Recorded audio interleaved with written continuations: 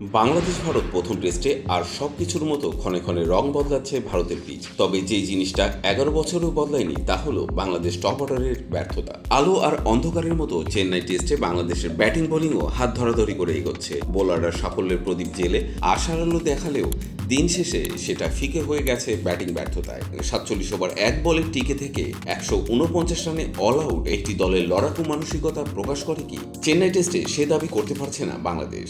তাসকিন আহমেদ সংবাদ সম্মেলনে ম্লান মুখে বললেন, ব্যাটিংটা বেশি খারাপ হয়ে গেছে। নাজমুল হোসেন শান্তরা যে মানের ব্যাটিং করলেন তা থেকে ইতিবাচক কিছু খোঁজার নেই। কোচ চন্দ্রিকা হাথুরে সিংয়ে এই কারণেই হয়তো দিনের খেলা শেষে সমালোচনার কাঠগড়ায় তুলেছেন ব্যাটারদের। অথচ দেখুন, নতুন সকালেও আলোকিত করেছিলেন তাসকিন আহমেদ, হাসান মাহমুদ। ভারতকে 376 রানে বেঁধে ফেলে কিছুটা আশার সঞ্চার করেছিলেন বোলাররা, কিন্তু জসপ্রীত বুমরা, আকাশদীপ, মোহাম্মদ সিরাজ ও রবীন্দ্র জাদেজার সম্মিলিত বোলিং আক্রমণের কাছে ব্যাটাররা মুখ থুবড়ে পড়লে আর লড়াই করা হয়নি। চিদাম্বরম স্টেডিয়ামে প্রথম দিন, তবু বোলারদের কৃতিত্ব কিছুটা উপভোগ্য ছিল।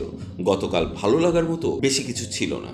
হাসান ও তাসকিনের বিরুদ্ধে ড্রেসিং রুমে যে আনন্দ আলো বিচ্ছুরিত হয়েছিল, 1.5 সেশনে অল আউট হয়ে হতাশার অন্ধকারে হারিয়ে যায় সেই আলো। প্রথম ইনিংসে 227 রানে পিছিয়ে থাকা বাংলাদেশ ভারতের রান পাহাড়ের নিচে চাপা পড়ার শঙ্কায়। স্বীকৃত ব্যাটাররা যেখানে ব্যর্থ হয়েছেন সেখানে বোলারদের কাছ থেকে বড় স্কোর আশা করার চাপ বাড়ানো। যদিও ড্র করা বা জেতার দুটোরই সুযোগ আছে এখনো।